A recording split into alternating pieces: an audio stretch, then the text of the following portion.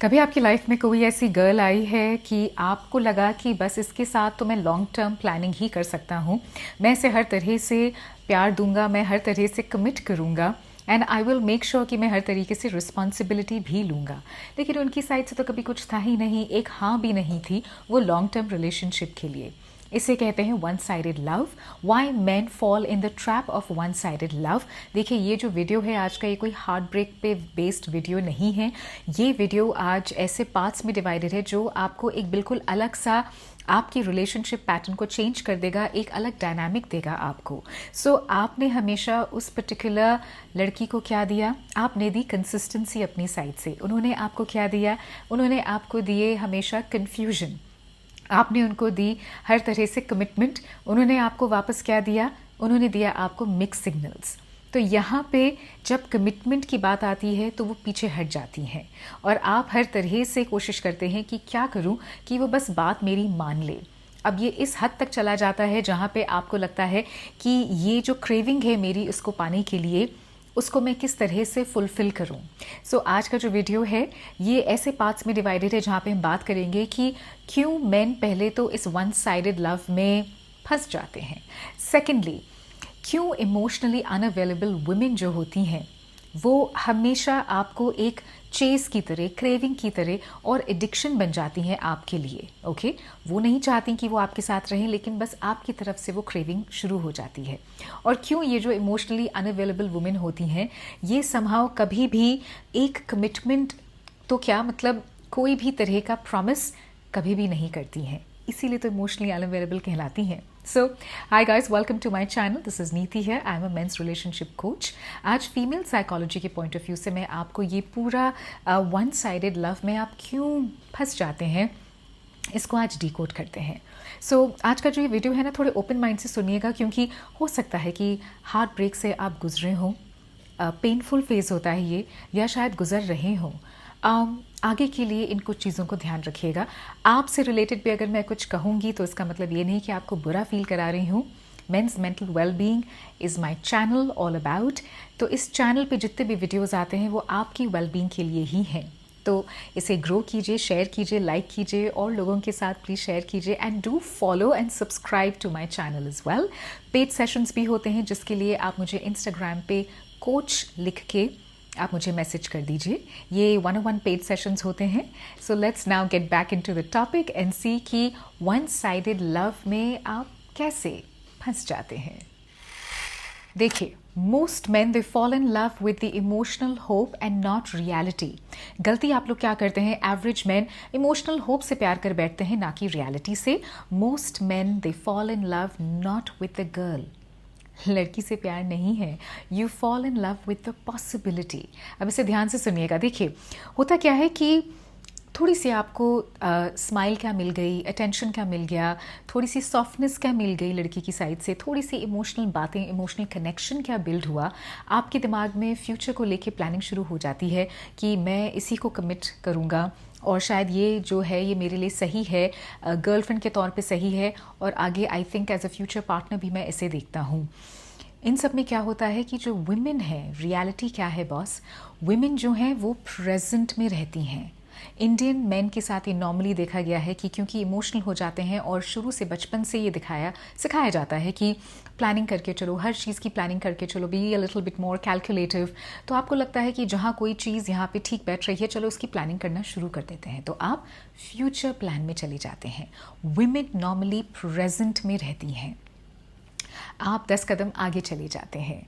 अब इससे क्या होता है कि देयर इज़ अ गैप और इसी गैप से उभरता है वन साइडेड अटैचमेंट। अब आप मुझे कहेंगे कि नो वेट नीति, लड़कियां ये करती हैं कि वो फ्यूचर प्लानिंग में चली जाती हैं, वो ज़्यादा पीछे पड़ती हैं, वो ज़्यादा सोचती हैं।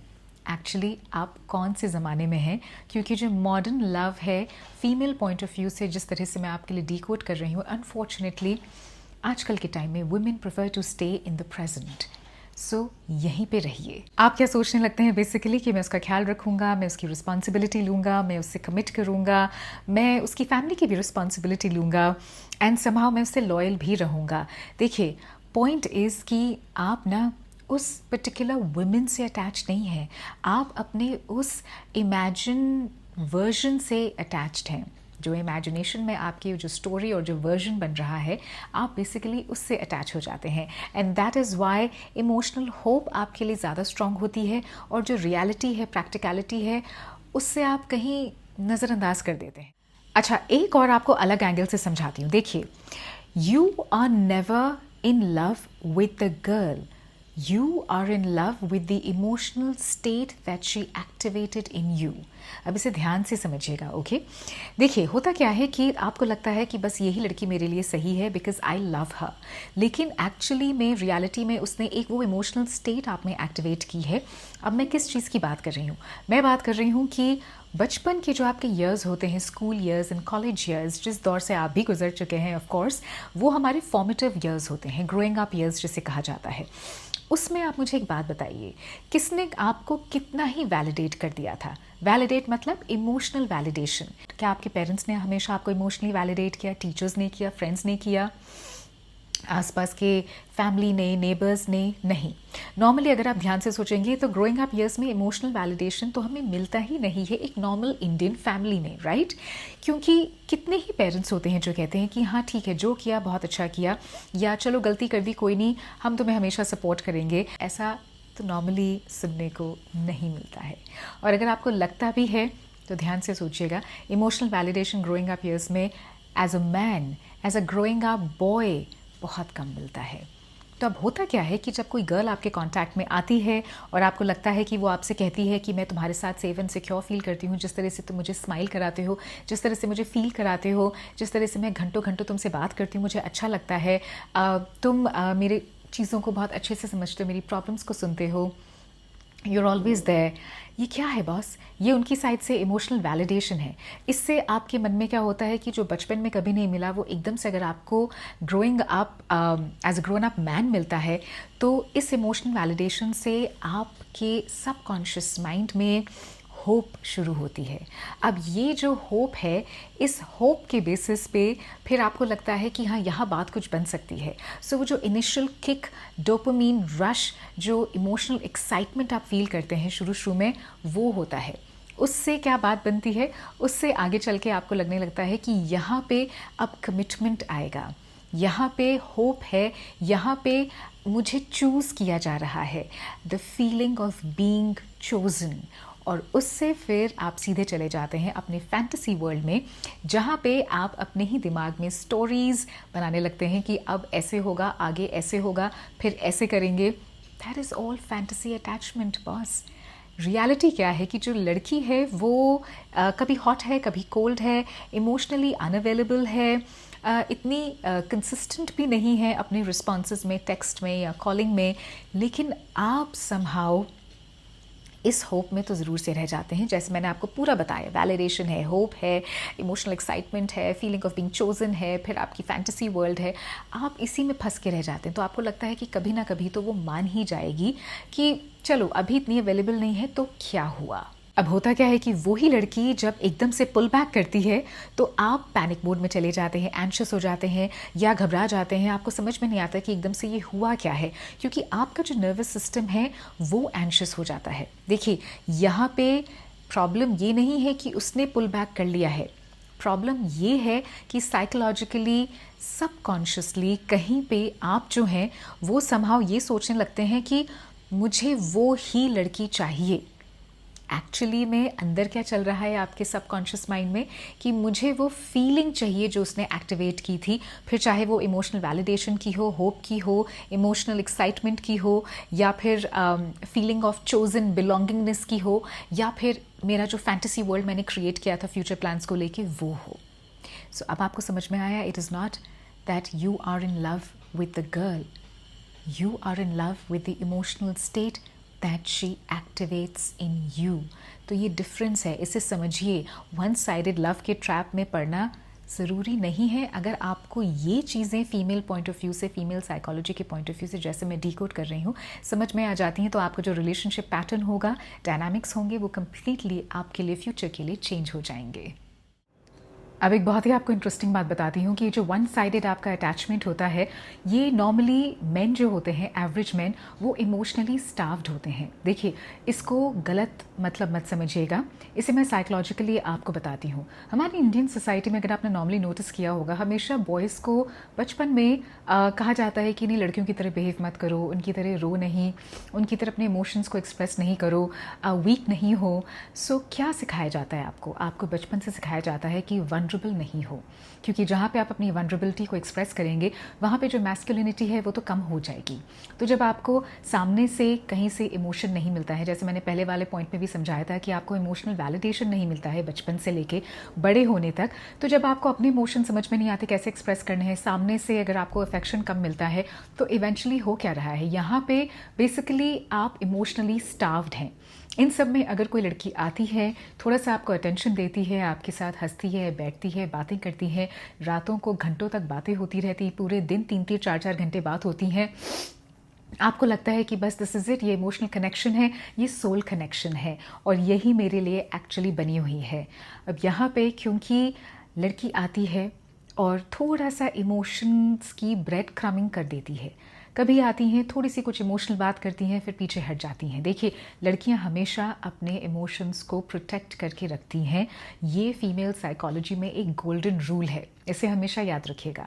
तो वो अपने इमोशंस को प्रोटेक्ट करने के लिए सेफ प्ले करती हैं, आएंगी, थोड़ी बहुत बातें करेंगी, इमोशनली आपसे कनेक्ट होंगी, and then she pulls back. क्योंकि आप इमोशनली स्टार्व्ड हैं, इसलिए जब वो इमोशनल ब्रेड क्रमिंग होती है, तो आपको लगता है कि वाह, ये तो इमोशनल पूरा मुझे प्लेट भर के एक ना खाना मिल रहा है। आप समझ रहे हैं मैं क्या कहने की कोशिश कर रही हूँ? इमोशनली स्टार्व्ड और डिप्राइव्ड अगर कोई इंसान है, उसे हल्का सा भी कुछ कहीं से अटेंशन मिलता है, तो उसे लगने लगता है कि बस यही है इंसान जो मेरे लिए बना है। ऑलराइट, सो इससे क्या होता है कि अगर कोई, मान लीजिए in future there is some good stable girl जो आती है आपकी लाइफ में, आपको लगता है कि नहीं, ये तो बोरिंग है। अगर कोई इमोशनली स्टेबल रिलेशनशिप का मौका मिलता है, आपको तो लगता है कि इसमें तो कोई स्पार्क ही नहीं है। वो सिर्फ इसलिए है क्योंकि आपको आदत पड़ गई है कि एक पर्टिकुलर गर्ल जिसे जो मेरे को इमोशंस थोड़े से देती है, फिर चली जाती है, फिर देती है गैप्स में एंड चली जाती है। तो जहाँ पे कोई चीज़ अगर लिमिटेड आपको मिल रही है, आप चेज़ भी उसे ही ज़्यादा करते हैं। ये वैसे ही वाली बात है जैसे कि शॉप में जाइए, कोई भी चीज़ लिमिटेड एडिशन है, मान लीजिए स्पोर्ट्स शूज़ हैं, लिमिटेड एडिशन है, तो उसके पीछे जैसे ही वो लॉन्च होते हैं, everybody wants to go and buy कि मुझे वही जूते चाहिए। जहाँ पे वो जूते सब जगह मिलने लगते हैं, तो आपको लगता है कि अरे ये तो ईजिली अवेलेबल है, सो अब I think I will go किसी और दूसरे डिज़ाइन के लिए। बस ये वही वाली बात हो जाती है कि जब आपको थोड़ी थोड़ी चीज़ों, थोड़े थोड़े ब्रेड क्रम्स में वो इमोशंस मिलते, तो आपको लगता है कि वाओ, मुझे तो फुल इमोशनल मील यहाँ पे मिल रहा है, पेट मतलब प्लेट भर के। मूविंग ऑन कि यही जो रेड फ्लैग्स होते हैं आपको वन साइडेड अटैचमेंट में दिख रहे हैं, लेकिन तब भी आप इस वन साइडेड रिलेशनशिप में स्टक हैं, अटके हुए हैं, वो भी इसी वजह से है क्योंकि आपको आदत सी पड़ गई है कि जो इमोशनल पेन मुझे मिल रहा है इस रिलेशनशिप में, उससे मैं थोड़ा सा फेमिलियर हूँ, मुझे इस पेन की थोड़ी सी आदत है। और जहाँ माइंड कहता है कि मूव ऑन कर जाओ, ये वेस्ट ऑफ टाइम है, तो ये वही दिमाग है जो आपसे वापस कहता है पलट के कि वेट, रुको, आगे का तो पता नहीं, फ्यूचर का तो पता नहीं, अनफेमिलियर है, अननोन है, तो फ्यूचर में जो अनफेमिलियर पीस है, उससे ज़्यादा अच्छा तो ये फेमिलियर पेन है कि यहाँ पे रह लो, उसे कन्विंस करने की कोशिश करो। अगर वो इमोशनली अनअवेलेबल है तो ज़्यादा चेस करो इस होप में कि वो कहीं ना कहीं, कभी ना कभी कुछ तो मान ही जाएगी। देखिए, ये वो ही बचपन में जो इमोशनल गैप्स आते हैं आपके ग्रोइंग अप ईयर्स में, ये क्या गैप्स हैं, ये कैसे डेवलप होते हैं, ये कौन से इमोशंस हैं, इन सब को लेके डिटेल में मैं 101 सेशंस में आपकी हैंड होल्डिंग करती हूँ, आपकी हेल्प करती हूँ। आप अपने को समझें, अपने इमोशंस को समझें, अपने पार्टनर के साथ या फ्यूचर में गर्लफ्रेंड के साथ, वाइफ के साथ भी। अगर आप अपने इमोशंस को समझेंगे, आप सामने वाले के इमोशंस को इमीडिएटली समझ जाएंगे and you will be able to protect yourself. ठीक है, मूविंग ऑन, तो आपका ये जो अनफेमिलियर पीस है ना, आप उसके पीछे नहीं भागते, आपको आदत है वो फेमिलियर पेन की इस वन साइडेड रिलेशनशिप में। और जो लड़की आपको एक इमोशनल, आपके अंदर का जो एक पार्ट है जिसे वो इमोशनली एक्टिवेट करती है, वो ही पार्ट को जब चोट लगती है तो आपके दिमाग में यह चलने लगता है कि बस अब इस चोट को कहीं ना कहीं कॉम्पनसेट करने के लिए ये एक बारी मेरी बात मान जाए, I hope she comes back to me, I hope ये मुझे चूज़ कर ले, बाकी तो मैं संभाल लूँगा, देख लूँगा फ्यूचर का क्या है।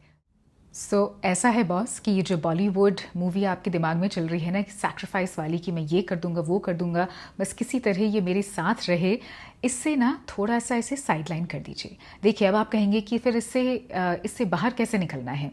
बाहर निकलने का मतलब क्या हम बिल्कुल इमोशनलेस बन जाएं कि अपने अंदर कोई भी इमोशंस नहीं हो, कहते ना पत्थर दिल, नहीं, वो सब नहीं करना है आपने। हीलिंग जो होती है वो एक अलग तरीके की होती है। अगर आपको, मैं ये नहीं कह रही कि इमोशनलेस बनिए, लेकिन एटलीस्ट सेल्फ रिस्पेक्ट तो अंदर लेके आइए। और सबसे पहले जो सबसे ज़रूरी चीज़ है वो ये है कि सामने वाले से डिटैच नहीं होना है, आपने फोकस ये करना है कि अपने से अटैच होना है। और सेल्फ रिस्पेक्ट का मतलब ईगो नहीं होता है। सेल्फ रिस्पेक्ट का मतलब सिर्फ ये 2-3 सिंपल चीज़ें हैं जो एज गोल्डन रूल आप ध्यान से सुन के हमेशा अपने दिमाग में रखिए कि सेल्फ रिस्पेक्ट का मतलब ये होता है कि जब आप सामने जो आपकी लड़की है, अगर वो आपको लेके श्योर नहीं है, वो बार बार आपको बोलती है कि तुम्हारे साथ में सेफ और सिक्योर नहीं फील करती, तो उस लड़की के साथ ना होना is self respect. Self respect वो है कि जब सामने वाला आपकी वैल्यू ही नहीं समझता, उसके सामने बार बार अपनी वैल्यू बताना, जताना नहीं। अगर आप ये नहीं करते हैं तो आप सेल्फ रिस्पेक्ट करते हैं अपने को।